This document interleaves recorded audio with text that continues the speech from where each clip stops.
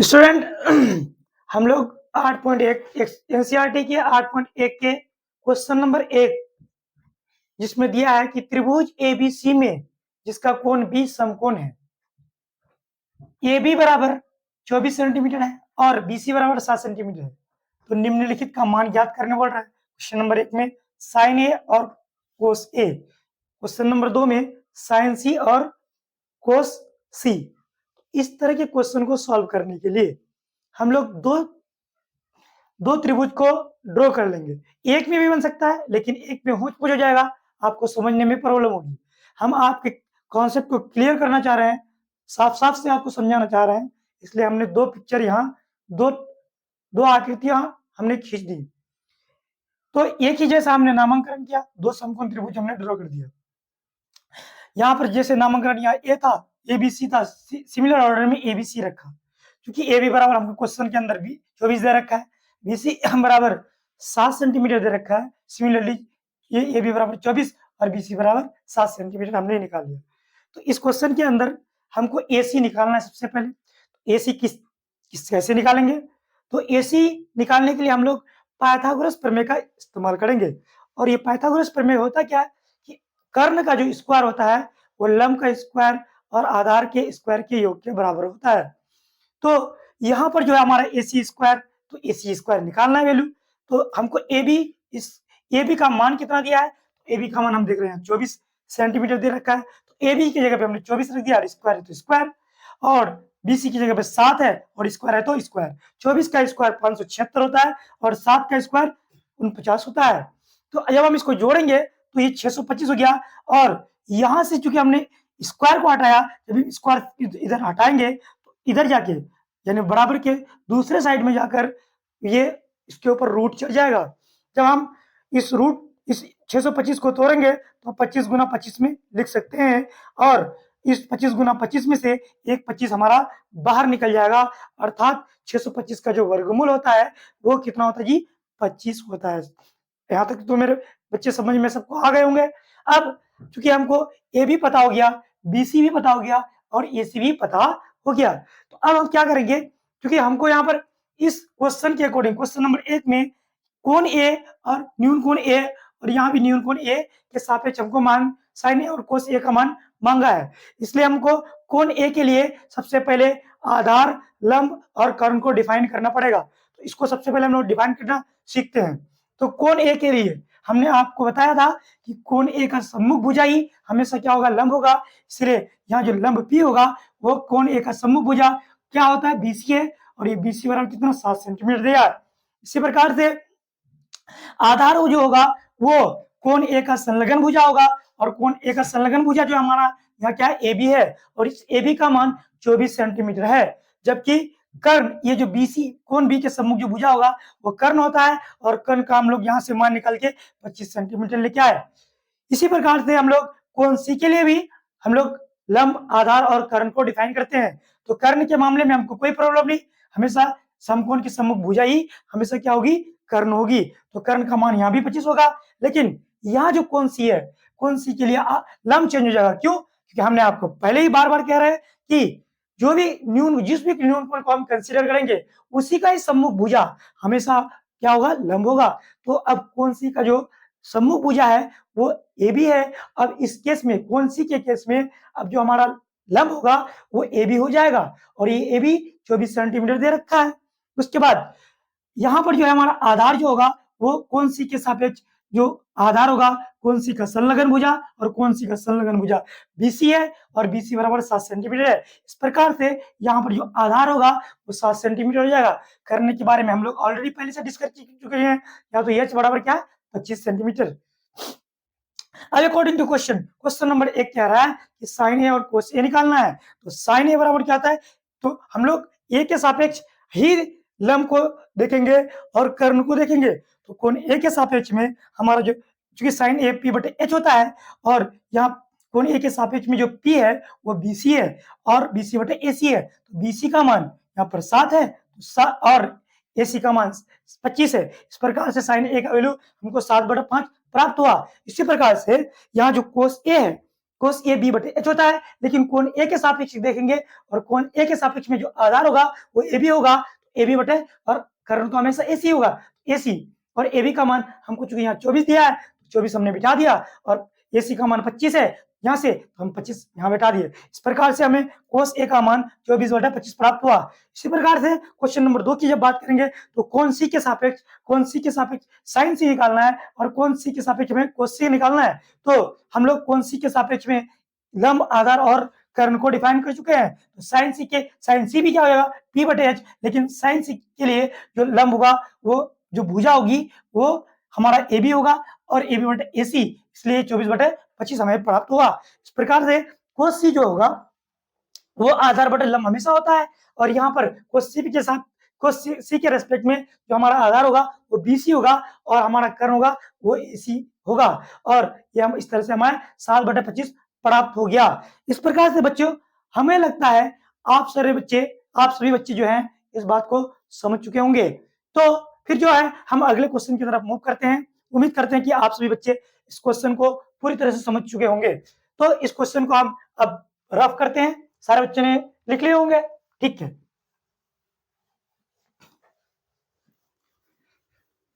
अब हम लोग क्वेश्चन नंबर 2 पर बात करेंगे और बच्चों अगर आपको समझ में आ रहा है तो हमारा जो है हमारे चैनल को सब्सक्राइब करना है और लाइक करना है और साथ ही साथ शेयर भी करना है, ताकि आपके लिए आपका मैथ गुरु सहायक और अच्छे से वीडियो आपके सामने लेके आ पाए। तो हम क्वेश्चन नंबर 2 के हम लोग जो है क्वेश्चन नंबर एनसीईआरटी के क्वेश्चन नंबर 2 को देखते हैं। क्वेश्चन नंबर जो 2 है वो क्या है जी? तो हमारे पास एक आकृति दे रखा है। आकृति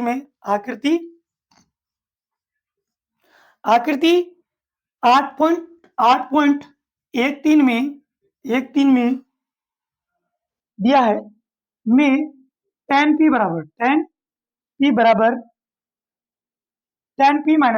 माइनस कोट r का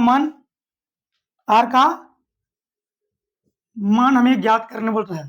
मान ज्ञात करना है, ज्ञात करें। तो इसको हम देखते हैं। हमारे पास आकृति है, आकृति हम देखेंगे भाई यह आकृति कुछ इस प्रकार से ऑलरेडी बना हुआ है। तो ये जो है क्या है और साथ ही हमको दे रखा है पिक्चर में ही आकृति में 12 cm और ये क्या है 13 cm और ये जो है P है और ये क्या है Q है और ये क्या है R है। इस प्रकार से कोण Q क्या है समकोण है। तो अगर हम डिफाइन करेंगे कोण P के लिए, कोण सबसे पहले अगर हम बात करेंगे तो ये कर्ण दे रखा है। अगर हम किसी भी कोण के लिए बोलेंगे तो यहाँ पाइथागोरस यूज करेंगे। तो दिया त्रिभुज PQ R में समकोण त्रिभुज, कैसे त्रिभुज है समकोण त्रिभुज PQ R में PQ बराबर क्या है PQ बराबर 12 cm दिया है और PR बराबर 13 cm दिया है और QR बराबर हमको फाइंड आउट करना है। तो फिर हम लोग पाइथागोरस का इस्तेमाल करेंगे। तो पाइथागोरस प्रमेय से हम जानते हैं कि PQ स्क्वायर जोड़ QR स्क्वायर ये बराबर हो जाएगा PR स्क्वायर के, क्योंकि आधार का स्क्वायर और लंब का स्क्वायर करने के स्क्वायर के बराबर हो जाएगा। तो PQ का मान हमको पता है, तो 12 का स्क्वायर हो जाएगा और QR स्क्वायर हो जाएगा और PR का हमको मान पता है 13 का स्क्वायर। तो 12 का स्क्वायर 144 होता है और QR स्क्वायर और साथ ही साथ 13 का स्क्वायर 169 होता है। जब हम इस QR को, क्योंकि ये इधर प्लस है इधर जब जाएगा बराबर के अपोजिट साइड में, बराबर के दूसरे साइड में जब जाएगा तो माइनस लेके जाएगा, क्योंकि इधर प्लस है साइन चेंज हो जाएगा। तो 144 जब हम इसको घटाते हैं तो हमको 25 प्राप्त होगा। 9 से 4 गया 5 और 6 से 4 गया 2। इस तरह से हमको यहाँ पर QR स्क्वायर प्राप्त हुआ। तो अगर हमको QR चाहिए तो हम क्या करेंगे इसके ऊपर रूट चला देंगे और 25 का वर्गमूल 5 cm होता है। तो यहाँ से हम लोग निकाल लिए। अब हमको फिर क्या करना है, अब जो है हमें फिर से हम लोग डिफाइन करने जाएंगे किसको, तो हम लोग फिर से डिफाइन करने जा रहे हैं कोण P के लिए। कोण कोण P के लिए लंब, आधार और कर्ण को, इसी प्रकार से कोण R के लिए भी हम लोग क्या डिफाइन करने जा रहे हैं, लंब, आधार और कर्ण को। तो कोण P के लिए अगर हम कोण P की बात करेंगे, कोण P की बात करेंगे तो हमारा जो लंब होगा P होगा वो QR हो जाएगा, QR हो जाएगा। और ये Q जो है हमारे पास हमने निकाल रखा है अभी यहाँ 5 cm आया है हमको निकाल के।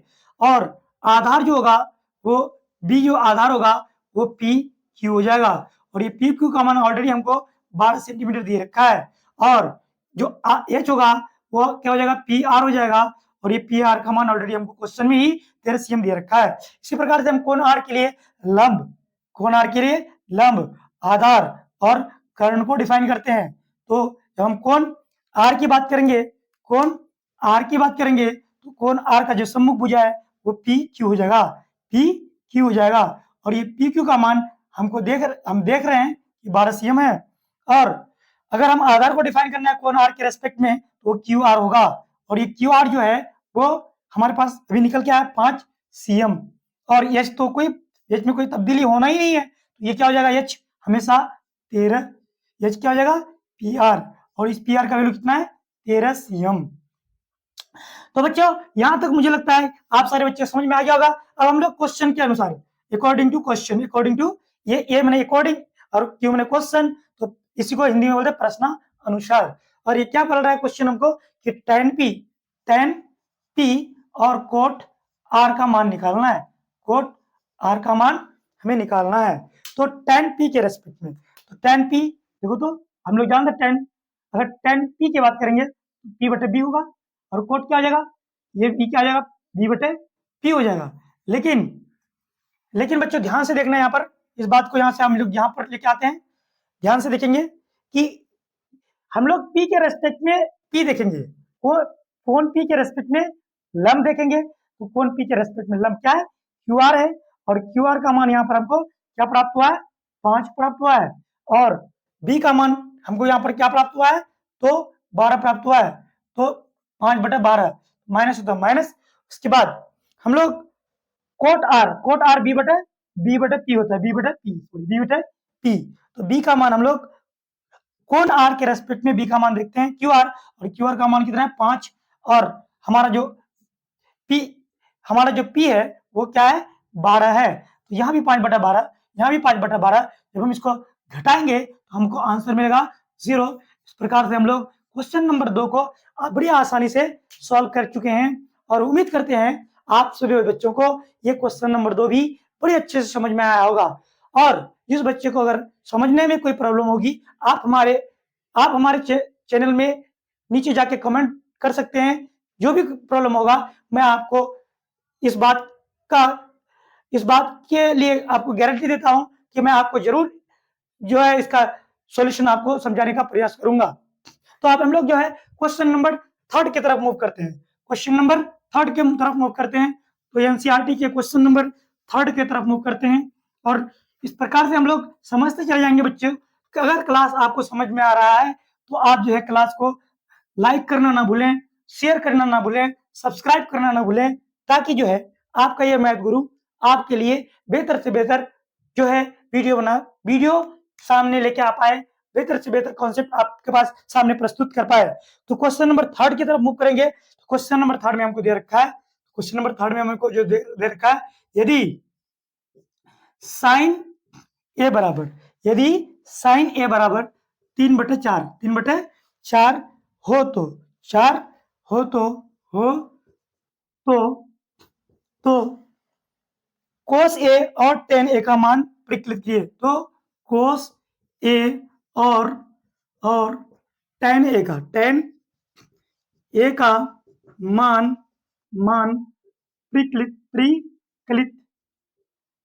प्रकलित माने वही याद करना, प्रकलित मतलब याद करना या प्राप्त करना, प्रकलित करें। तो ध्यान से देखेंगे, बड़ा आसान क्वेश्चन है, बड़े मजेदार है। और इसके लिए भी हम लोग फिगर ड्रॉ करेंगे। देखो हम लोग अभी थोड़ी देर में हम लोग पाइथागोरस ट्रिक पढ़ेंगे, आपको हम सिखाएंगे कैसे आसानी के साथ हम लोग ऑब्जेक्टिव क्वेश्चन में इसको अप्लाई कर सकते हैं। तो यहाँ पर हम लोग नामांकन करना शुरू करते हैं। ये कोण ए मान लेते हैं, ये कोण बी मान लेते हैं, ये कोण सी मान लेते हैं, ये कोण ए मान लेते हैं, ये कोण बी मान लेते हैं, कोण सी मान लेते हैं। तो इस कोण ए के लिए हमको क्या दे रखा है कि साइन ए बराबर 3/4, साइन ए बराबर 3/4। तो साइन ए बराबर 3/4 दिया है, इसका मतलब क्या होता है जी, तो साइन इस कोण ए का लिए हमारा जो लंब होगा ये होगा, और हमारा जो कर्ण तो हमेशा 90 डिग्री के सामने होगा एच, और बी ए होगा, हमको निकालना है। तो ये हमको दे रखा है 3 और एच भी दे रखा है कितना 4। क्यों? क्योंकि साइन थीटा जो होता है हम जानते हैं, दिया है कि हमको क्वेश्चन में सॉल्यूशन हम शुरू कर रहे हैं, ध्यान से देखिए बच्चे। दिया है साइन ए बराबर 3/4, ये साइन ए 3/4, इसको हम इक्वेशन 1 मान लेंगे। और हम जानते हैं, हम जब डिफाइन किए हैं हम साइन को, साइन यानी न्यून कोण ए के लिए जब हम साइन का त्रिकोणमितीय अनुपात जो डिफाइन किया है, तो हम जानते हैं कि साइन ए बराबर P/H। इसकी क्वेश्चन 2 समीकरण 1 और 2 से, समीकरण 1 और 2 से तुम आज देखिए, इधर ये साइन ए है, इधर भी साइन ए है, ये 3/4 है, ये P/H है। अगर ये इसके बराबर है, ये इसके बराबर है, इसका मतलब ये इसके बराबर है, तो ये साइन ए आपस में तो बराबर ही है, ये भी साइन है, ये भी साइन है, तो बराबर ही है। जब ये साइन ए बराबर ही है, इसका मतलब P/H बराबर होगा कितने के, 3/4 के, 3 समीकरण 2 से, है ना। P/H जो है बराबर होगा क्या, 3/4 से। इसका मतलब P का मान कितना हो गया मेरे पास 3, और H का मान कितना हो गया 4। इस प्रकार से P बराबर कितना 3 और H बराबर कितना 4। तो हमको निकालना क्या है B। फिर हम लोग क्या करेंगे, पाइथागोरस इस्तेमाल करेंगे। तो पाइथागोरस हम लोग यहाँ पाइथागोरस इस्तेमाल कर रहे हैं, पाइथागोरस